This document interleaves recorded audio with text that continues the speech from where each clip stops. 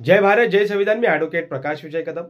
मित्रांनो, दिशा सालियन प्रकरणामध्ये आदित्य ठाकरे यांना अटक होणार का? आदित्य ठाकरे यांना आमदारकीचा राजीनामा द्यावा लागणार का? आदित्य ठाकरे यांना पोलीस चौकशीला सामोरं जावं लागणार का? असे अनेक प्रश्न सध्या महाराष्ट्रामध्ये चर्चेला येत आहेत। खरं तर दिशा सालियन प्रकरण हे काय नक्की आपण बघूया। 8 जून 2020 ला दिशा सालियन याचा संशयास्पद मृत्यू झाला। ही दिशा सालियन सुशांत सिंग राजपूत यांची मॅनेजर होती। मृत्यू झाल्याच्या नंतर त्या ठिकाणी पोलिसांनी रिपोर्ट दिला की ही आत्महत्या आहे आणि त्यानंतर त्यावेळच्या सरकारने SIT नेमली आणि चौकशी सुरू झाली। अद्यापही SITने रिपोर्ट सादर या ठिकाणी केलेला नाहीये। परंतु वर्तमान परिस्थितीमध्ये दिशा सालियन यांचे वडील सतीश सालियन यांनी हायकोर्टामध्ये एक याचिका दाखल केली आणि याचिका दाखल करत त्यांनी त्या याचिकेमध्ये असं म्हटलंय की आदित्य ठाकरे यांना पोलिसांनी याची चौकशी करावी। त्यांना संशय आहे की खऱ्या अर्थाने आदित्य ठाकरे ह्या प्रकरणामध्ये सामील तर नाहीत ना, कारण की त्यांचं म्हणणं असं आहे की हा जरी पोलीस असं म्हणत असले की आत्महत्या आहे, त्यांच्या म्हणण्याप्रमाणे हा गँगरेप आहे। त्यांनी त्या ठिकाणी पेटिशनमध्ये मेन्शन केलंय की माझ्या मुलीची ही आत्महत्या नसून तिचा गँगरेप करून तिची हत्या करण्यात आलेली आहे, असा आरोप या ठिकाणी त्यांनी लावलेला आहे आणि त्यामध्ये आदित्य ठाकरे यांचं नाव त्या ठिकाणी प्रकर्षाने समोर येत आहे।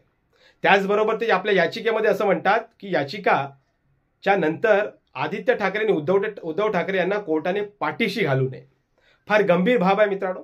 एका बड्या नेत्याचा मुलगा एका बलात्कार प्रकरणामध्ये त्याचं नाव त्या ठिकाणी समोर येत आहे आणि अद्यापही कोणतीही व्यवस्था, त्यांच्या पक्षी व्यवस्थेमध्ये कुठलाही प्रवक्ता आज या ठिकाणी समोर येऊन बोलत नाहीये।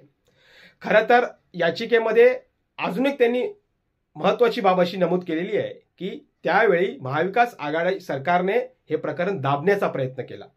किशोरी पेडणेकर त्यावेळेचे महापौर यांनी आमच्या घरी येऊन आम्हाला मिसरिप्रेझेंटेशन केलं, आमची दिशाभूल त्या ठिकाणी केली, असे गंभीर आरोप सतीश सालियन दिशा सालियन यांच्या वडिलांनी लावले।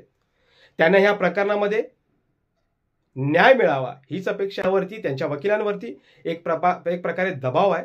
परंतु हे सर्व प्रकरण आपण लक्षात घेतलं पाहिजे की आदित्य ठाकरे एका बड्या नेत्याचा, शिवसेनेसारख्या एका मोठ्या पक्षाचा, जे लोक या ठिकाणी महिला अत्याचाराच्या गोष्टी करतात, महिला सक्षमीकरणाच्या गोष्टी करतात आणि त्यांच्या मुलावरती अशा पद्धतीने आरोप होणं हे फार गंभीर बाब आहे। खऱ्या अर्थाने आदित्य ठाकरे यांनी स्वतःहून या ठिकाणी प्रेस कॉन्फरन्स घेतली पाहिजे, तसेच पोलिसांना चौकशीला त्याने सामोरं झालं पाहिजे। त्यांची नक्की भूमिका काय ह्या प्रकरणामध्ये, वारंवार त्यांच्यावरती आरोप जे होत आहेत ते आरोप नक्की ह्या आरोपाचं त्या ठिकाणी स्पष्टीकरण ते देणार आहेत की नाही, किती दिवस या ठिकाणी लपणार आहात आणि आज ना उद्या सत्य बाहेर येईल। तुम्ही जरी बड्या नेत्याचे असाल, तुम्ही जरी उद्धव ठाकरे यांचे मुलगे असाल, तरी कायदा जो आहे हा सर्वांसाठी समान आहे। सुप्रीम कोर्टाच्या गाईडलाईन्स प्रमाणे एखाद्या व्यक्तीवरती जर बलात्काराचा आरोप होत असेल तर त्याची चौकशी व्हावी, त्याला अटक झाली पाहिजे असं सुप्रीम कोर्ट सांगतंय।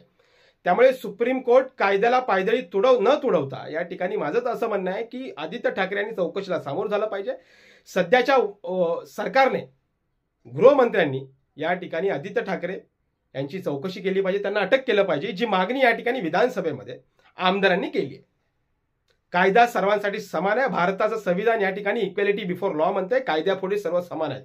तो जर उद्धव ठाकरेचा मुलगा असला, या मोदीचा मुलगा असला, या राणेचा मुलगा असला, त्याला वेगळा नाही आणि गरीबाला वेगळा नाही असं होणार नाही। जर आदित्य ठाकरे या प्रकरणामध्ये असतील तर त्यांना अटक झाली पाहिजे।